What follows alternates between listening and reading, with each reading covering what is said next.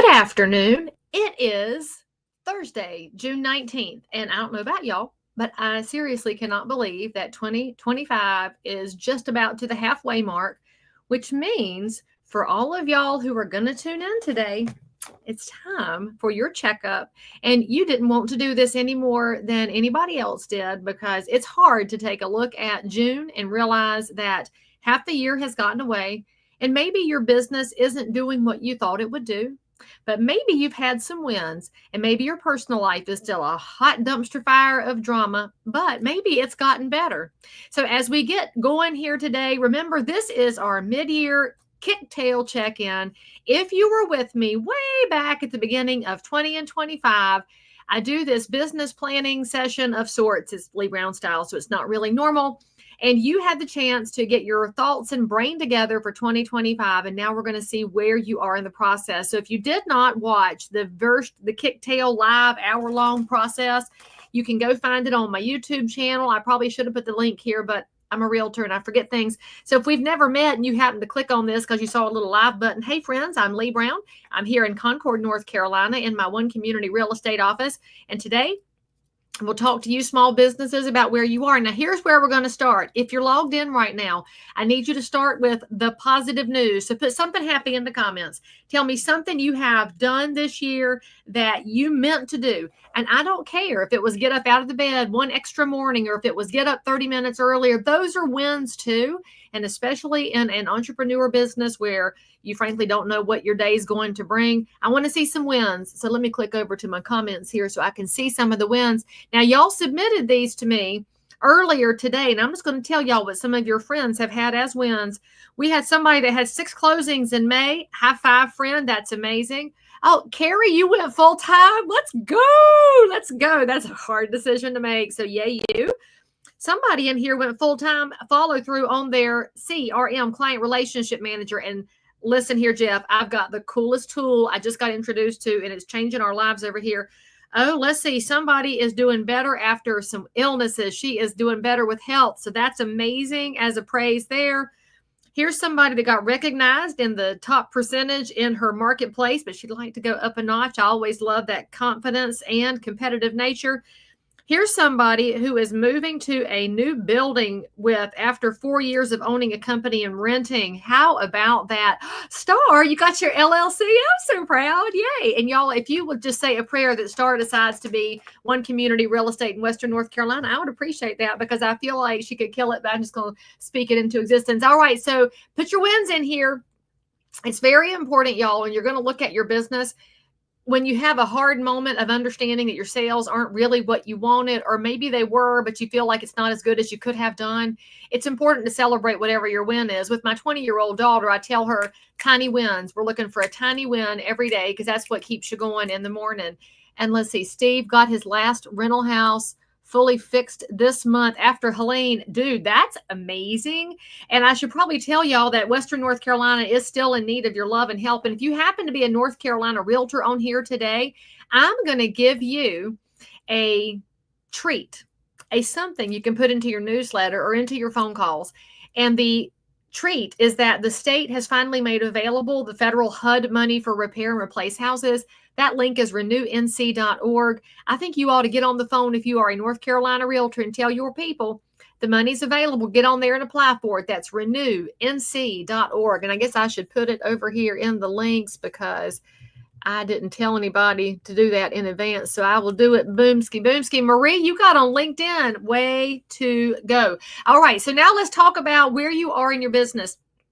I can tell y'all right now that real estate's weird and there's no other way to describe it. So if somebody says, how's the market? The answer right now should be, it depends. It's uneven. It's all over the place because in the first half of 2025, a lot of buyers have been waiting for prices to fall off a cliff.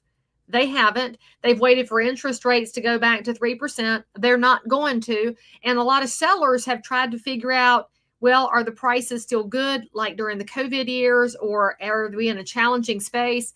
So whenever the markets are uneven, you become more valuable. Do you realize that? This kind of market, which is uncomfortable and you can't control anything, is when realtors have the most value.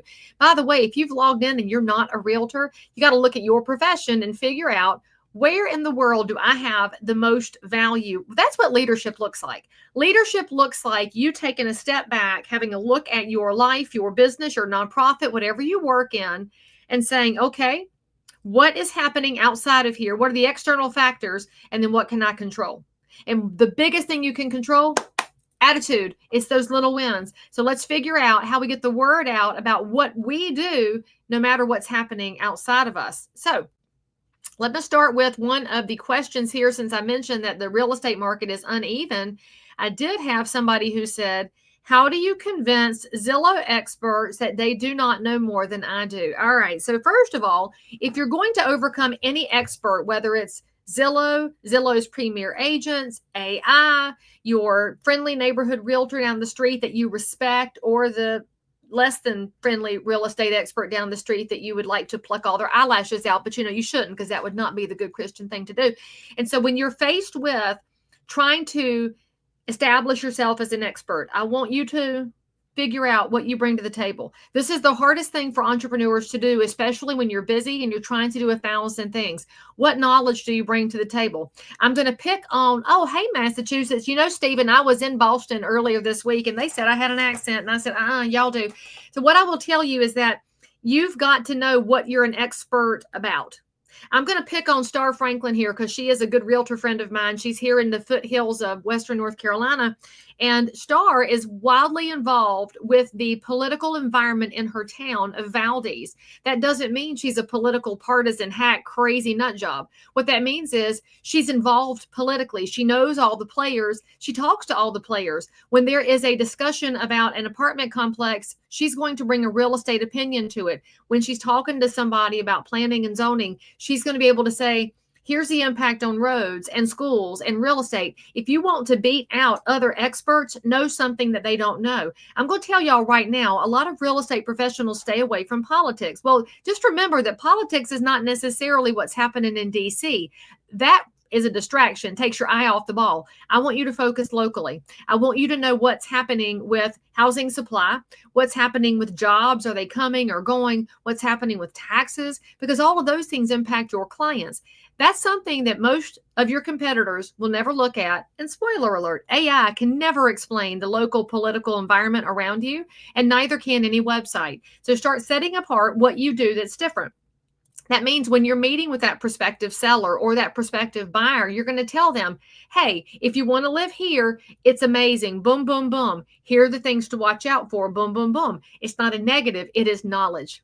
So don't think of yourself as being negative. Think of yourself as bringing knowledge to the table. Now, when you're talking about these Zillow experts, you should also know that the biggest challenge Zillow has introduced to the real estate market, in my opinion, is that people have been trained to think that houses are priced per square foot. That's not how you price a house. And if you're a realtor who goes to a listing appointment and talking per square foot, you got to stop it, because that is an indicator of value. It is not the indicator of value. There are so many other things that go into that very obscure, not specific, not hard science of price in a house. It could be the condition, could be the desirability of the neighborhood. It could be some special lot. It could be that grandma wants to live near her grands, and so that house matters more to her, especially if it has features that would allow for aging in place. So you start figuring out the factors that could impact a buyer's decision, and then could convince an appraiser, a certified residential appraiser, that this house does have value in these items. None of that's going to be reflected in per square foot. So get your knowledge bank really high. By the way, if you are a less seasoned realtor, you're newer to this, your broker should absolutely be helping you figure out how to do pricing on houses. And if they're not, I'm just saying. All right, there's another question here that says, how do you help sellers understand price when the market's changing? All right, this is going to go all the way back to the first time you meet with a home seller. They need to understand that this market is different than 20 and 24, which is different than 23, 22, 21, 2019. Every market is unique and different. The challenge we have right now is that we do have some hiccups in buyer confidence. What's causing the hiccup in buyer confidence? Well, there's new listings hitting the market. We have more inventory. In the Charlotte, North Carolina market, we're seeing a little bounce rate right now where a buyer's under contract and then they get distracted. And what I will tell you is that your buyers need to know that they can spend money getting distracted over and over. And no house is perfect, but your sellers need to know that this could happen to them. Part of the reason sellers don't understand this is because you never told them. You didn't tell them that buyer might bounce. You didn't tell them that the markets are shifty and weird, and especially uneven, price point by price point and zip code by zip code. So when you're at that first meeting, you got to let your sellers know that pricing is fluid, and the number we have today may not be the number we get tomorrow. Now, it does not mean that prices are falling off a cliff, but it does mean that a neighbor who's more aggressive than they are could impact their pricing. Now, what might make somebody be aggressive? Well, relocation, divorce, estate sales. There's reasons that people say, you know what, I'll take a haircut on my equity because I got to go. The minute they do that, they are setting a precedent in the neighborhood. So be the person who understands how to explain all these things so your sellers don't think it's personal, because it's not. You didn't design the pricing. The buyers didn't design the pricing. It's the market. The market is all over the place. And the most important thing you'll say as a realtor is that the number I give you today may not be the number we get tomorrow. Now, if the seller doesn't want to negotiate and they said, yes, but we want this price way up here, and we are going to wait because it only takes one buyer, and we don't care what the data says, you as a professional have a decision to make. Are you going to attach yourself to something that's out of line because your reputation's on the line with this? Or are you going to say to them, I don't agree with you. I appreciate you, love the opportunity, but I can't do this, and close your laptop and go. It's a very hard thing to do. However, you can't make a market. No realtor can make a market. I don't care if the seller thinks it's worth more than the market shows. If the market price shows $500,000 and the seller wants $700,000, you and I know that's not going to happen, which means actually taking that listing at the higher price is a violation of the Realtor Code of Ethics. Did y'all know that? That's Standard of Practice 1.3, that sellers shall not knowingly mislead or deliberately mislead a property owner as to market value. When you allow somebody to list it way above market, that's misleading them. So I want you to think about these things as you talk to people. Now, the seller who doesn't want to negotiate might be telling you they don't really want to sell. Well, as a realtor, you don't make any money unless a house sells. So you can give them all your data, give them your best presentation. They don't have to take it, but you don't have to take the listing either, because you're going to be out of pocket with your time and energy, your knowledge, the photos, the drone, the sign, all the pieces. So you have decisions to make. And by the way, the mainstream media doesn't understand this. And so when they tell people that realtors aren't worth anything, they don't understand that you're coming out of pocket most of the time. So you've got to make good business decisions. And that's all I can tell you about that. Some sellers just need to be educated. Some are stubborn. And frankly, some never met a realtor who knew what they were talking about. So you're going to have to be an elevated kind of professional. All right. Okay, here's a tricky one. How do you deal with agents that are bringing sloppy offers to your sellers, as in not properly or fully put together? Oh, ain't that a crazy one? Well, the first thing I would say to that agent is, thank you so much for bringing me an offer. However, we have some gaps in the offer to purchase. We have blanks in here. So could you please reach out to your broker and make sure that this has been presented properly? Because in North Carolina, at least, the head broker is a supervising broker, and they need to know if their agent is putting forth offers that aren't completely filled out. Now, I know that you wish you could tell their client that they picked a sloppy realtor, but you can't do that because you don't know the buyer, and it's also a violation of Code of Ethics. But you can call the broker and make sure that they're alerted as to what's going on.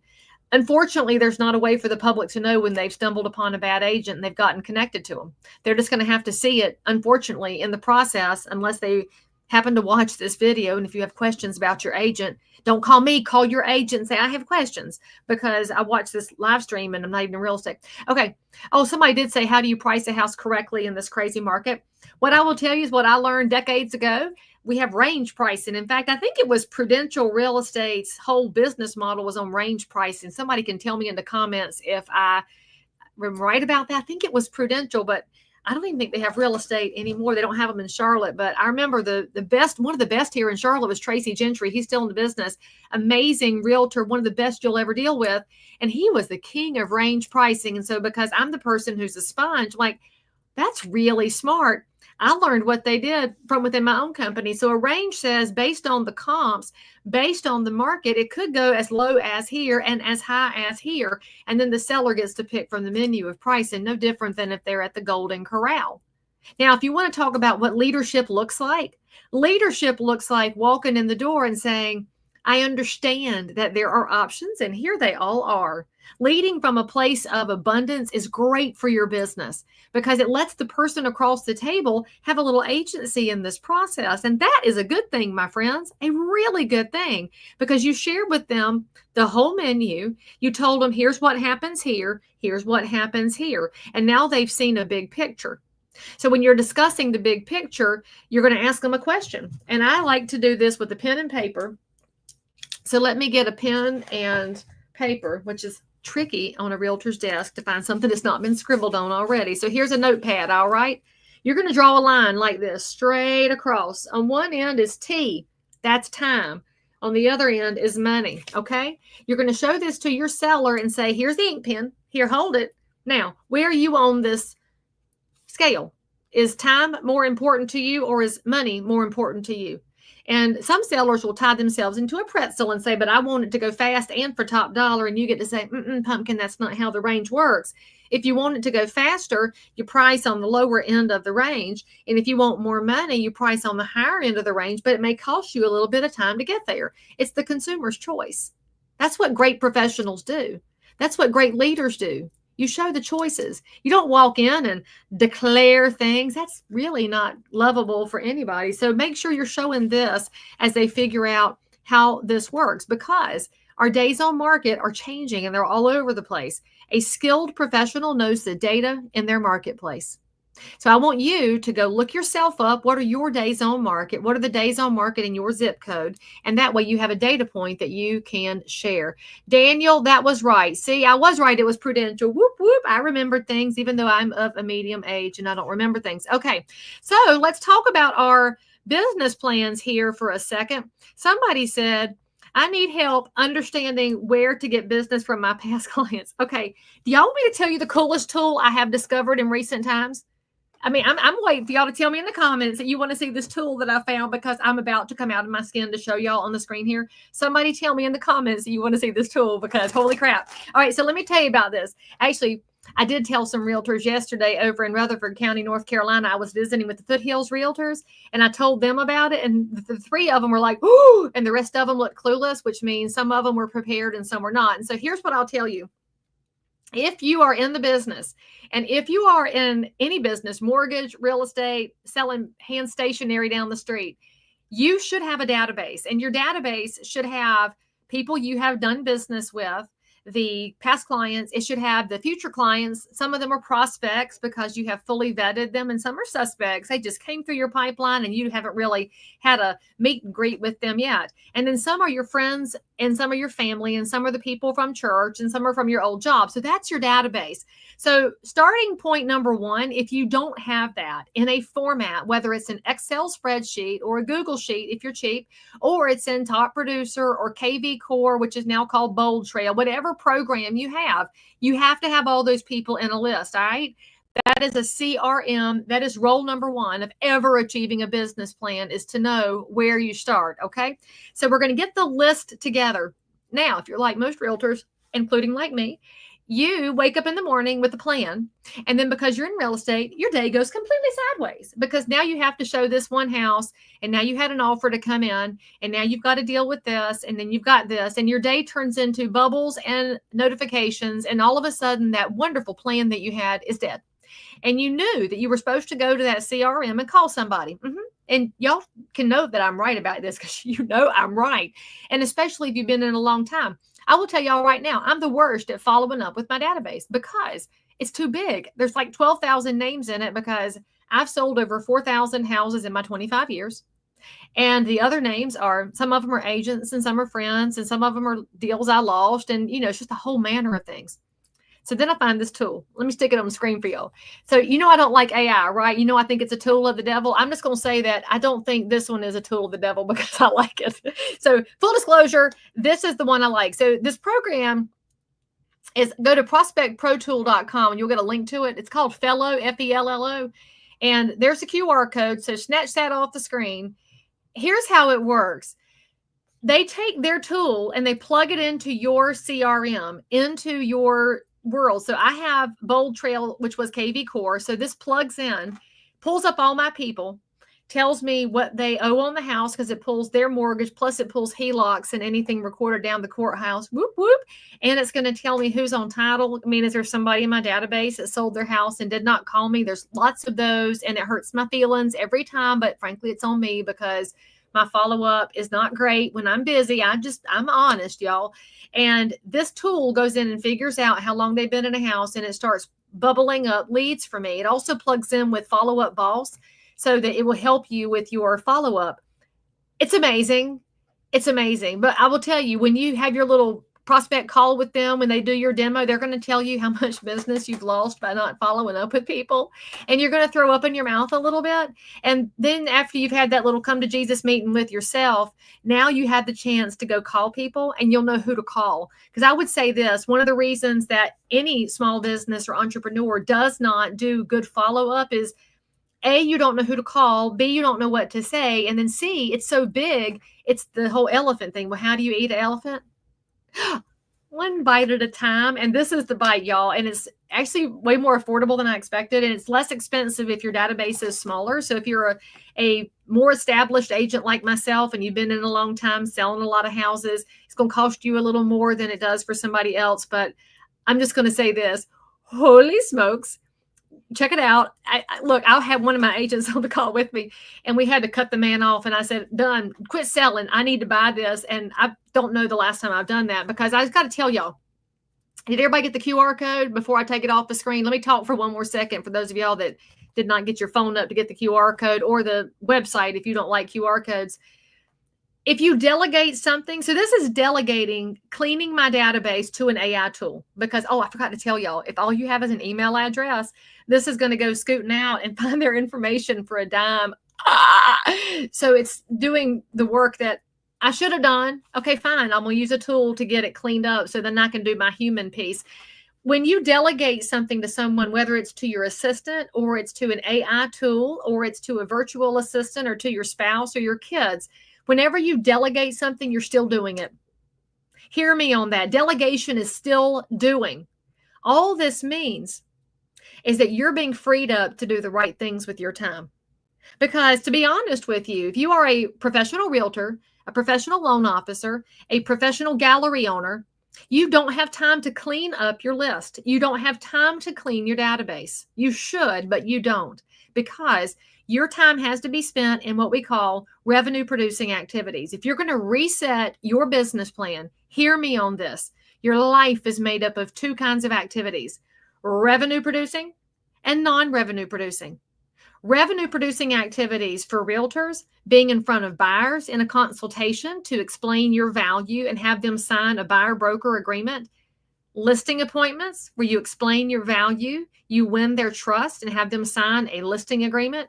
And negotiations where you are managing between buyers and sellers so that every consumer gets what they want at the end of the day. Those are your revenue producing activities.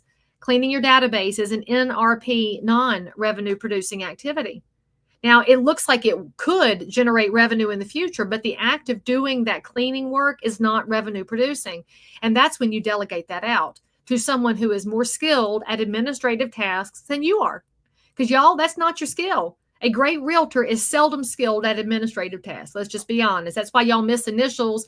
Or I have this one deal going right now, and I adore the agent on the other side. And we're supposed to close next week. We had to fix a name on the contract. And she brought her sweet charm and charisma to me. And she goes, we did the buyer's name wrong. And what did I say?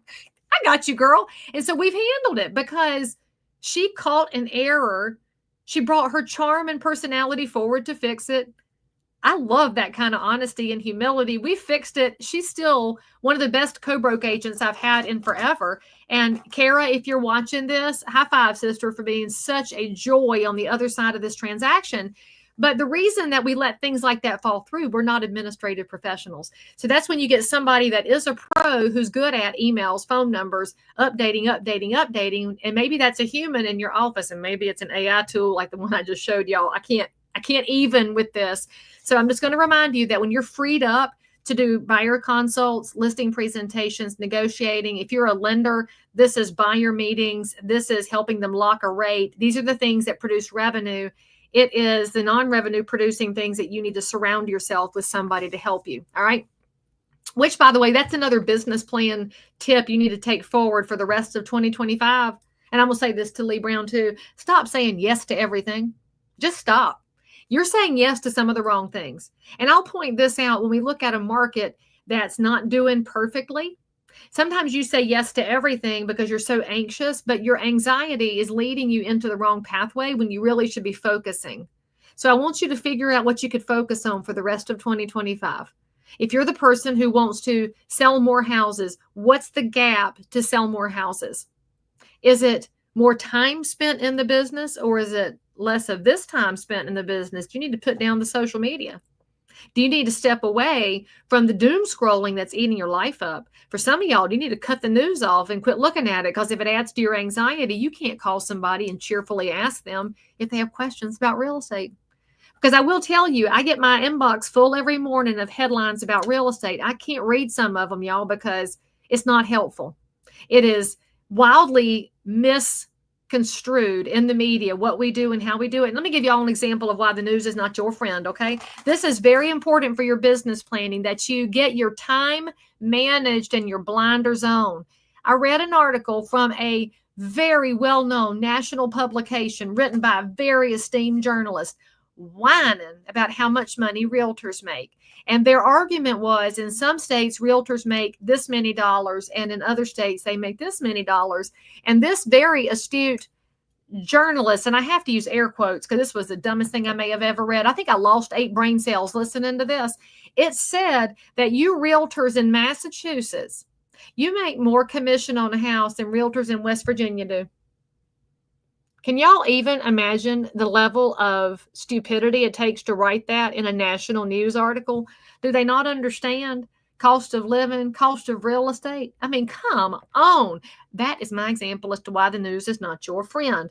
And so if you want to get focused on your real estate business, you got to cut some things off, say no to some things. For me, y'all may have already noticed on social media, I post and ghost. I love y'all, and I got to come back, and I try to come back in and look at comments and see who's got something and send me a message. I love reading your messages. I really do, but I can't spend all day in there because my day will be gone and I have clients that need my attention. So I post and then I get out, and I've turned all the notifications off on my phone. If y'all want to see my phone, you want to see what's not on there right now, there's a few red bubbles because I've had this on for y'all, but cut it off. You've got to. It's good for your health. It's good for your well-being. Touch grass. Go outside. All right, now let's talk about what else I was supposed to tell you about. Oh, while I'm talking about social media, if you're the person who's got to do more video, and somebody put in the comments that they're doing Market in a Minute, high five. Y'all, that script is available on my website. I just dropped my Thursday Market in a Minute today. Go get the script and make your own. The public really needs to know what's happening in your market. Or who was it that said in your neck of the woods? Was that Al Roker? I can't remember. Or is that Willard Smith? I can't remember which. I can't remember. Again, I don't remember anything anymore because I'm in the We Do Not Care Club. And if y'all aren't following Just Being Melanie, she's my favorite follow on Instagram and TikTok. But when you look at your neck of the woods, Concord, I'm sitting in 28025. This behaves differently than 28027, which is also Concord. This behaves differently than 28081 Kannapolis, which is right next door. Your market's the same way. Market in a Minute allows you to put that message out there without being dry, dull, and boring. And that's how most of y'all do your market updates. If you're a lender, the equivalent is people talking about interest rates, which they don't understand. So talk about something that's more impactful, like what does the payment look like with these dollars? Or if you are a small business owner, I love the ladies who own Press and Porter. It's our coffee shop staple right here in downtown Concord. They're going to look at their market and say, what are people buying? They're going to change their menu based on what consumers want. In June, what would y'all guess is selling more than it is in December? Oh, that's right, iced coffee. And so they're going to adapt to it. Market in a Minute tells the public that you adapt. So what I do is I use video for that because that's how people absorb information. Y'all are all sticking here with me on this live stream, and I can see how many of y'all are here, and y'all need to make some more comments and give me some more hearts because I'm going to have a heart palpitation if I don't see some love come across. But what I will tell you is that if I typed all this up, y'all wouldn't read it. You would intend to, and you would never get around to it. But now that AI is in all your email, it's going to summarize it at the top, and it's going to say Leigh Brown talked about way too many things, and you won't read it. So you talk about things on video because then people know you're not AI. They can see your eyes. They can hear your voice. They know you're not a bot. As the world gets more and more addicted to AI and to technology, it's going to need more and more real people. Video is your way to do that. And so if you want to get some tips for content, some tips for how to get over your fears, that's my video class. I'm just going to take that back off the screen now and go back to your comments. But I will tell you, video changed my business, and it doesn't have to take over your life either. I schedule my videos, and some of y'all have already noticed, well, Leigh Brown, you're wearing a different top than you wore in the Market in a Minute, 9 o'clock this morning. Because I did not make that video today. I did make it this week, so it's still relevant. Let me go back to my comments over here. All right, let's see. Oh, it was Willard Scott. Thank you, Sandra. So I knew somebody would remember which one it was. What's it? Al Roker says something, but he's cute with his 100-year-old, just like Willard was. All right, let's talk about in our business plan. I had this wonderful comment here who said she's got a geographic farm she likes to work in. So that would be a neighborhood area. It could be a zip code, could be a specific subdivision. And there are other agents living there. Well, spoiler alert, my granddaddy always said, you can't swing a dead cat without hitting a realtor. And then when I was little, one time I asked him why he was swinging dead cats around. He didn't answer me. And so I let it be at that point, because some things you should not ask your papa, and God rest his soul. And so there's realtors everywhere. Can we all agree on something? Not all realtors are created equal. There are some who are absolute tippy-top professionals driving hard every day. I'm just going to wager a guess that's y'all, because you're here with me trying to figure out how to give yourself a little juice to get to the end of the year. And then there are realtors who just don't care. They're going to sell one house every other year to a cousin, a friend, and their care level is low. They're not up to speed on changes in the profession. They don't know what's happening in the structure of real estate. They don't understand lawsuits and legislation, because they're just not dialed in. So there's two extremes. So those 6 to 8 agents in your neighborhood may or may not have a high level of skill. All right. You got to go ahead and acknowledge that. And by the way, there is nothing wrong with acknowledging that there is a wide array of skill and expertise in real estate. Just like there's a wide array of business models, the consumer can pick from any kind of agent they want. So which kind are you going to be? And it's okay if you want to sell a house every 2 years. You're just not going to have the same level of knowledge as somebody that sells a house a week. It's just not possible unless you spend all your time studying. But let's just be honest. Studying and doing are two entirely different things. It's kind of like people who take leadership classes, but then they never run for office and they never do a leadership role. Well, they've learned a lot by reading about it, but haven't done anything with it. And one of them's scary and one of them's not. It is scary to go do things. I get it. It's scary to get on the phone and call people. It's going to be scary to compete in a neighborhood with 6 or 8 other agents, because let's just make a big jump here. Let's just say we have 8 amazing agents in that neighborhood. They are all tippy top. They are all just the best. I mean, they know their game. They are full-time. You are competing with the best. You know what? That's going to make you one of the best, because we play better golf with better golfers. We all know those adages are very true for a reason. Well, this person says, how do I position myself besides direct mail? First of all, good job using direct mail. So many agents have quit using it. They're missing a great opportunity there. And one of the ways you can use direct mail is, of course, just sold cards. That's one of the things that hasn't changed over the life of real estate. People still can't help but look at a just sold card because they'd like to know what it's sold for. And some people just are not cruising the internet as much as you have assumed that they are. And so you can give them good information. But this agent says there is a clubhouse I can use for events. What? But I've never used it. For 13 years, she's been in this community, hadn't used a clubhouse. Come on now. Are you for real? You got somewhere to have an event? All right. So what does the event look like? What I will tell you is it depends on your personality, friend. And I do hope you're watching today. And for those of y'all that are thinking, well, that wasn't me, but it could have been. Your event doesn't have to look like everybody else's event. When it's about November, y'all have noticed there are agents all over the country that do these pie giveaways. Y'all, I tried a pie giveaway one time, and it was the worst event I may have ever done, because I'm not the pie girl. First of all, to have that quantity, I think 400 pies we had to give out. Had to buy them at the BJ's, and that was store bought. And I don't do store bought if I can help it because I like to cook, but I couldn't make 400 pies. And so I had to buy them. And I'm sitting in my office looking at these pies, and they were sitting there and sitting there and sitting there. And I kept having clients message back in, "Hey, can't make it. Hey, not gonna make it." We gave away like 20, and I'm sitting here looking at 380 pies. And I said, "Lord, what we gonna do?" We called, of course, the local shelter for battered women, and I offered it to them, and they were delighted to have it because they have some food ministry partners in town. And so we did something great with it, and it felt good, but it wasn't really an event that was going to drive me business. So I looked at my team, I said, "What do y'all think?" And they said, "Never again." And I said, "High five." And so that's when we learned how to do a shredding event, which I actually learned that from my Israeli mother, Orly Steinberg, up in New Jersey. I love Orly so much. Look up onlyorly.com. She's amazing. So she was doing these shredding events, and I was watching and learning from her, thinking I could do that. And we've now been doing it for, 15 years, and we do 2 a year, and people can drive up and get rid of their documents. And it's a wonderful way for us to interact with people in a way that provides benefit. I have to do something that's got a real tangible benefit outside of caloric intake. So just think about what fits your personality. Some of y'all will have big Christmas parties where everybody can come and mix and mingle. That's great. Not my style. I don't have mixing and mingling in me at the end of the day. Online interaction is approximately what this introvert can handle.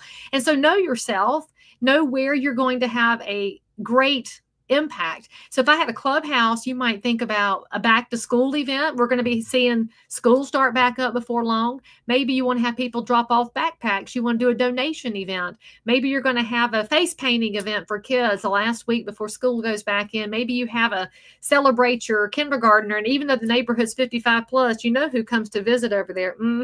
Maybe you have grandparents day out and say, bring your precious pumpkin for face painting and balloon animals, and we'll give them some sugar, and then you can welcome back home, and then they'll crash out before their parents come. Think about the way that you meet the neighborhood where they are. You could also think about what a 55 plus neighborhood might need in that clubhouse. You could bring in an estate specialist to talk about what the phrase per stirpes means. And if y'all don't know, it needs to be in your will. I even made a video about it. So go back to how your content should change as you go through the year.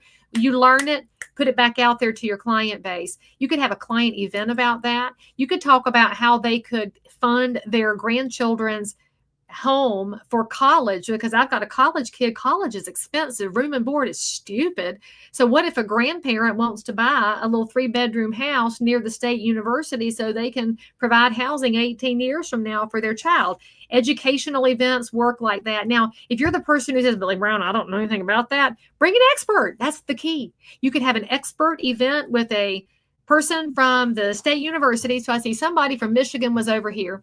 So maybe you would call somebody from Ann Arbor. Which one's in Ann Arbor? Is that U of M? Whichever one's in Ann Arbor, you might call Alex Milstein. He's a realtor up there. And maybe you call an estate lawyer up there. Maybe you call somebody from University of Missions, and you have a little Michigan party at your clubhouse, although this person's in Cape Cod. So pick a college nearby.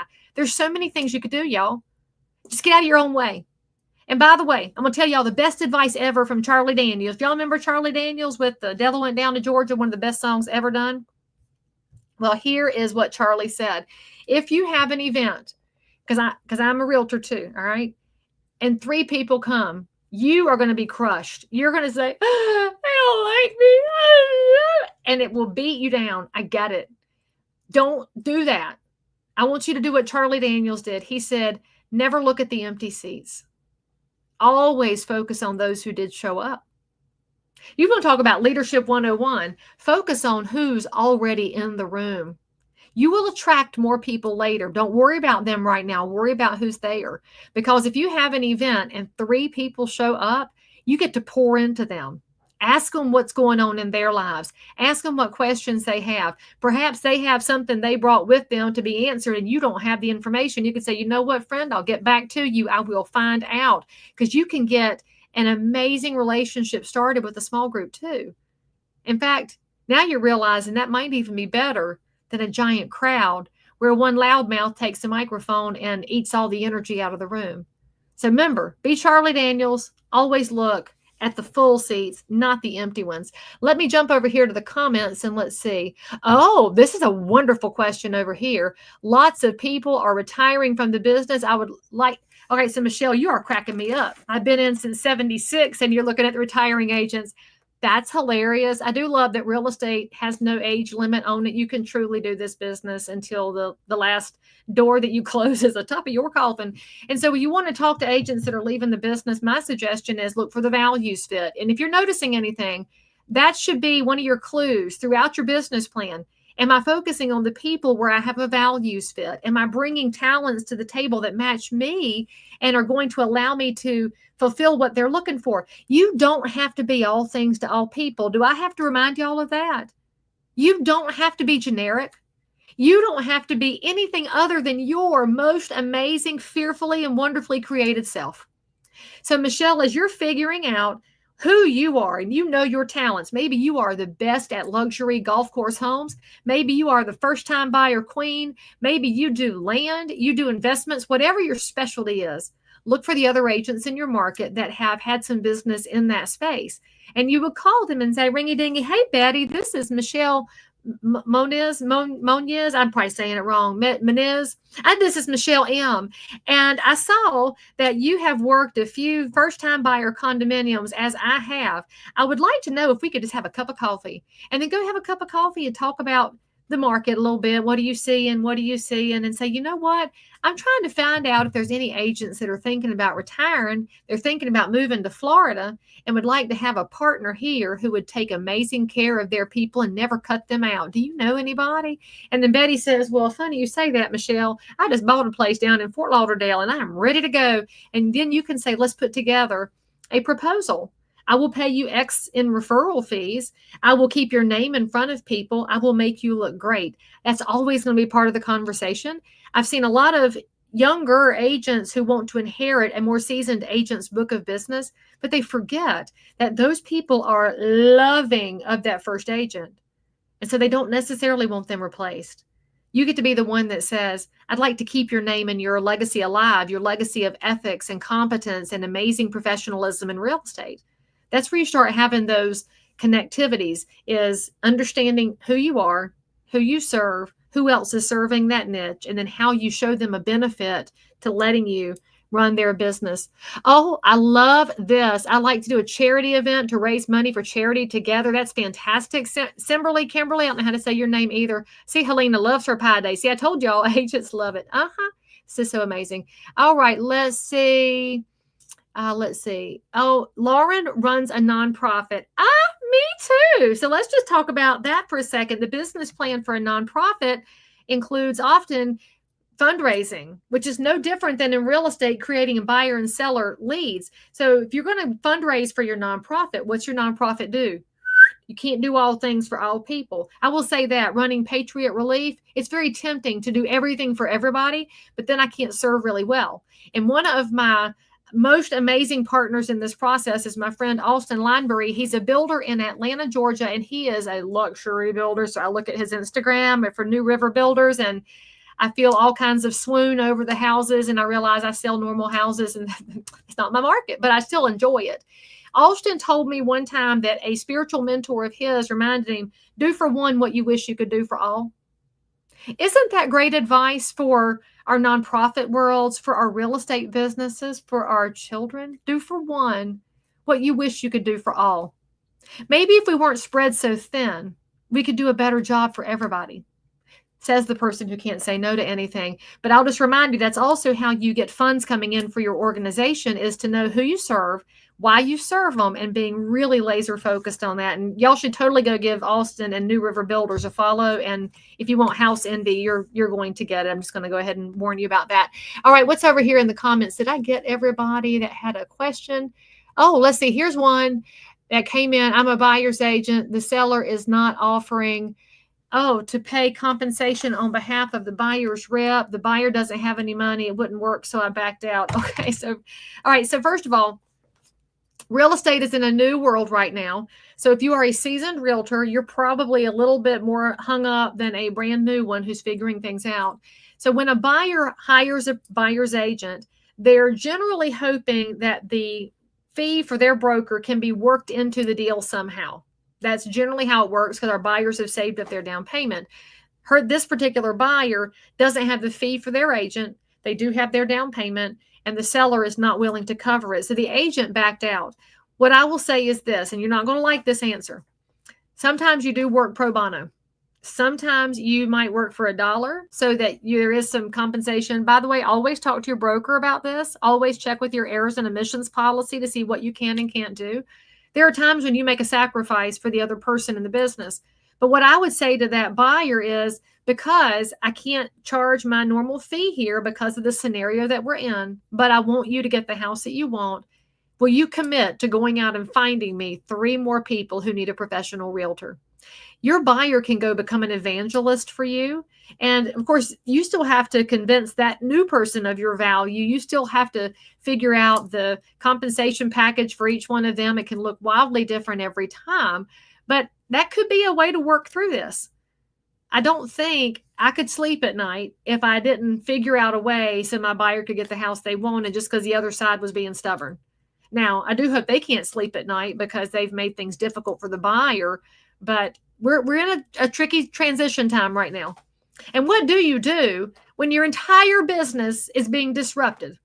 What do you do when your entire industry is being disrupted by outside forces you can't control? What do? You got lawyers coming after the business. You've got venture capital, AI. You've got competitors on every street corner. So what are you supposed to do? And now you got people that don't even want to compensate you fairly. Well, you get up in the morning, take a shower, put your face on, put your clothes on, do your devotion, go for a walk. Maybe you walk before you shower. Get yourself moving, because sometimes it's going to work and sometimes it's not. But if you stop, then nothing's ever going to work. I will take some losses along with my wins to get the wins. And that's the hardest advice I can give you right now. This is not a pretty time to be in real estate. But as I've already mentioned, this is the time people need you the most.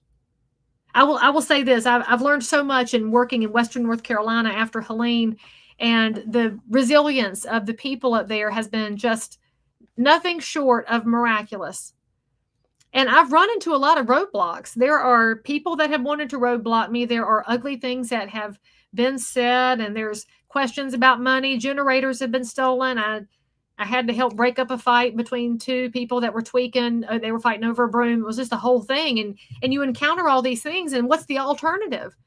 You keep going when it doesn't feel great, or you quit. I can't quit. I need you to not quit too. Because without you, what's that buyer going to do? Get steamrolled by a seller?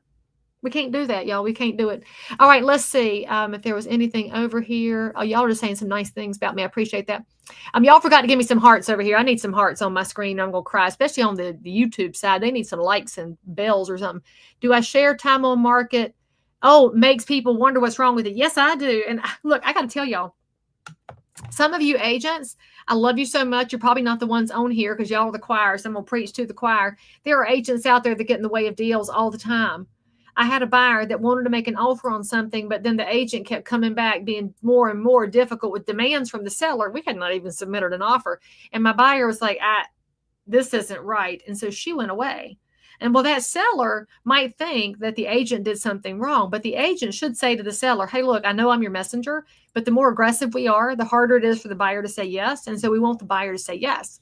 So I tell my buyers, if I see something on the market 90 days, I know that something's up with the price as compared to condition, because in any market, the right price on a house will make it fly. And if you want to know if I'm right about that, ask yourself this. Any house you've seen out there on the market, anything you've seen at the grocery store, I buy clearance at the grocery store. Y'all might think I'm crazy. My husband hates it. I bring home things with a little red sticker on them. But you know what?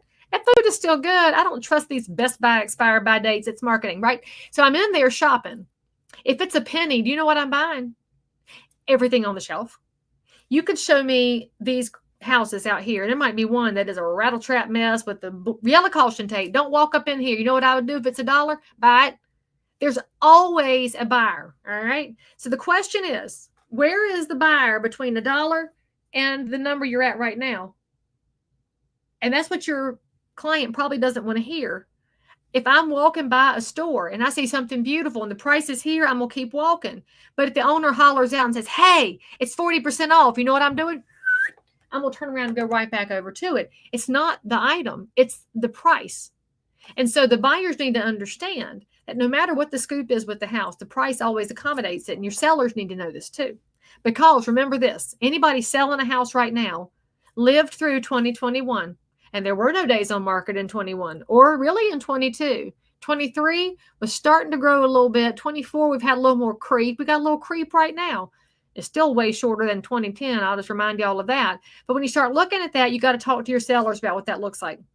You also got to talk to your buyers and tell them this is not the 2 minutes on market anymore. 2 minutes on market anymore. The markets have moved. And I'm frankly glad for that. I think it's better for buyers and sellers alike that we do have home inspections and appraisals and surveys back in the process again.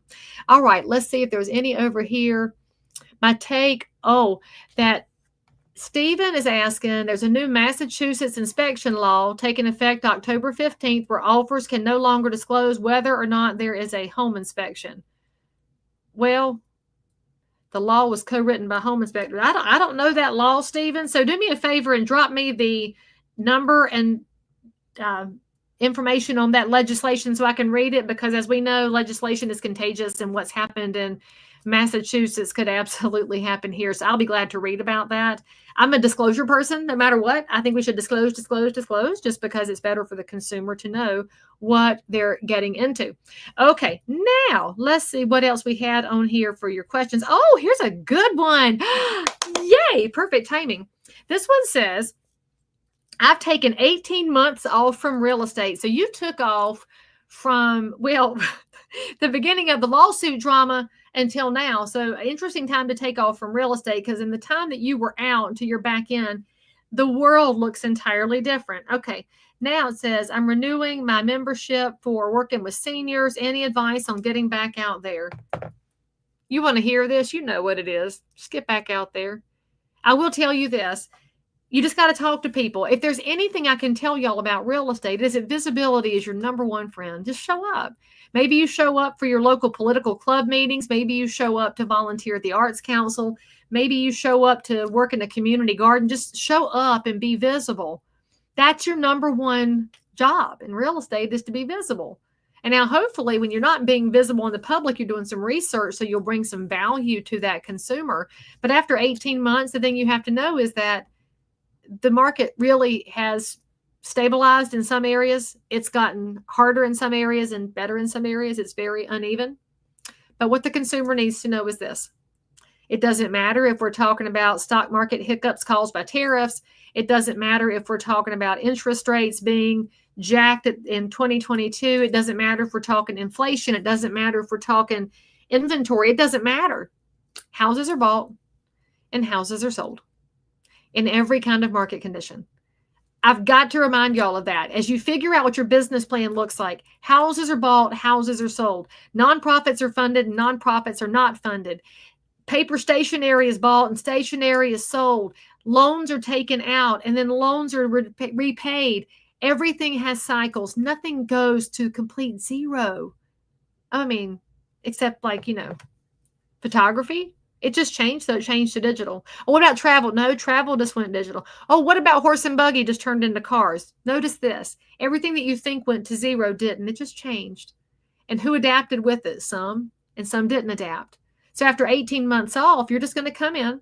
I would absolutely go down to my local board of realtors, a local association, and ask if there is somebody that can bring you up to speed on what's changed with the profession, what's changed with our organizations, what's changed with legislation and regulation where you are. We got Stephen over here mentioning some new legislations happening in Massachusetts. If you were out for 18 months, you might not know that. So go talk to them and get the information. And frankly, ain't this the craziest part? You'll have been out for 18 months and more up to speed than the ones that never took a minute off. Okay, we got somebody here that says, oh, Mary, I've lost several deals in the last several months to folks I know, and they know me and like me. I want to remind people of why they should call on me and be top of mind more. Okay, so first of all, there's something to remember here. Not everybody's going to use you. even if they like you and love you. All right. So give yourself the reminder that them not choosing you does not make you less valuable. It does not mean you are not an amazing human and an amazing professional. It has nothing to do with that. You don't have access to all the information. We don't know why they pick who they pick. This is one of the hardest things in real estate because we deal with a financial instrument that happens to be emotional. Okay. So you go over here and say, they didn't pick me. I don't need to know why, but I do need to make sure they knew I was here. Make sure they're aware that you're an option. So when they're aware that you're an option, keep going and talk to them. And think about what you can put out into the world that would cause people to talk to you. In marketing, there's two kinds of marketing. There's push marketing. That would be things like postcards. You're pushing it into a mailbox. Open houses, you are pushing the house to the public.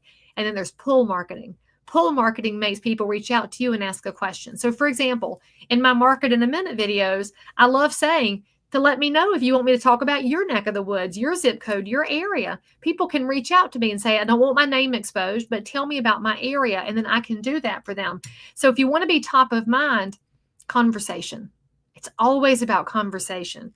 Carrie says, if I didn't get to your question, will I answer it privately? I have several hundred, Carrie, so I probably won't get to everything privately. But if there's something you need me to answer, type it in right now on my screen. I'm looking for a Carrie right quick, but I'm going to eat up all my time hunting. So drop it on the screen for me right quick, and I will see if I can answer it for you right there. Now, as I'm looking for that question, and by the way, I do like to make videos all the time. If you're not subscribed to my channel, subscribe to my channel.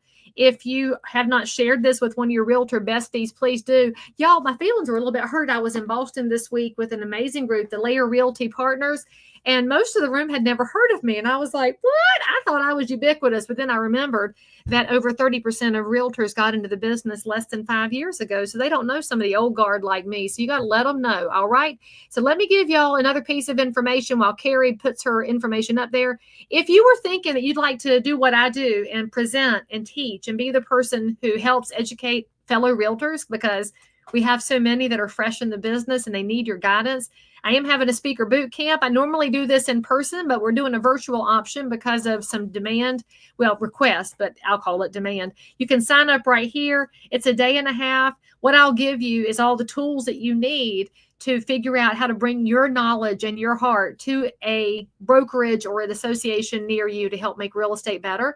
This is also good if you're a nonprofit, if you are in leadership and you just want a better way to present, you want some information on skills, we'll have your skills. You can get signed up right there. Let me jump back over to comments. And Helena's just telling me I'm famous. Well, you're so cute with y'all. I told somebody the other day, they're like, oh, I've seen you on the TikTok. And I said, yes, I have an iPhone and the internet, and much to everybody else's dismay. All right.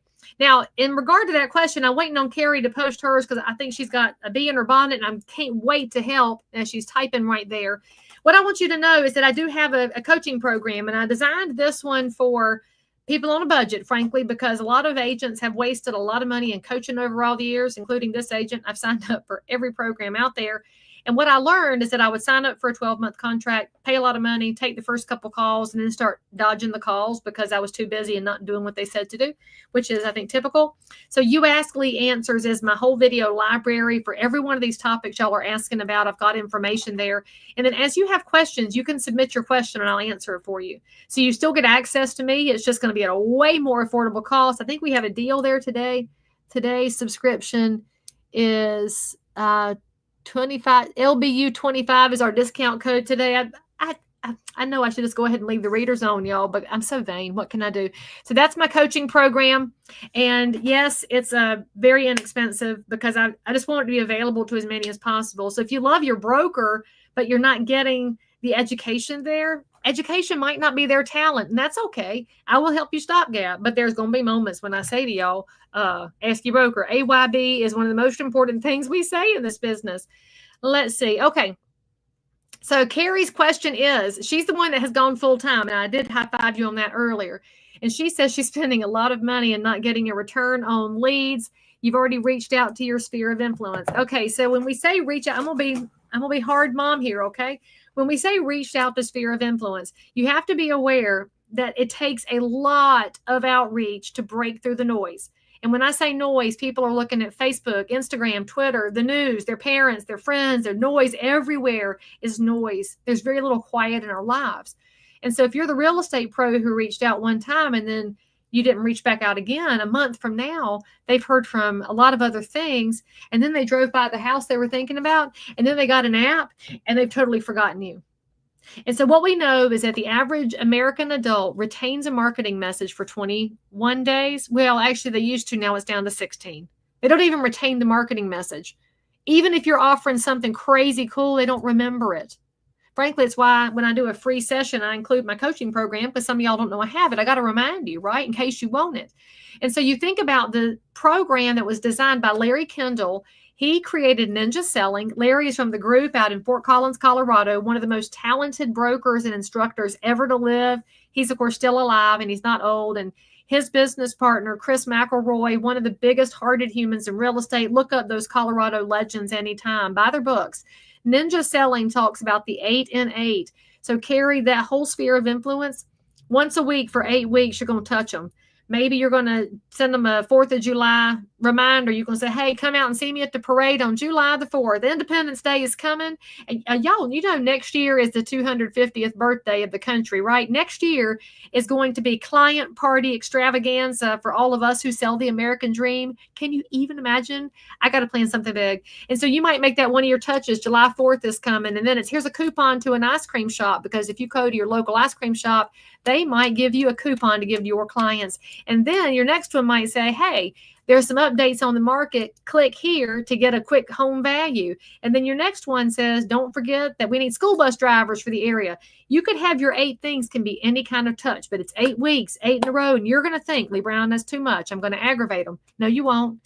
But as long as you're delivering value, don't be gross. And for 8 times say, who do you know that needs to buy or sell? That's gross.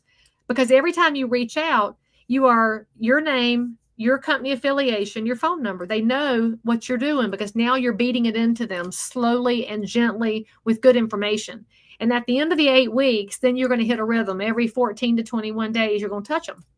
Your sphere of influence isn't going to generate business right this second, usually. But over the next 12 months, it starts to expand. 24 months, it gets really expansive. 36 months, it gets crazy, which is part of why I had to go with a tool to help me figure out how to narrow down what I'm doing and to whom I'm touching, because it's so big.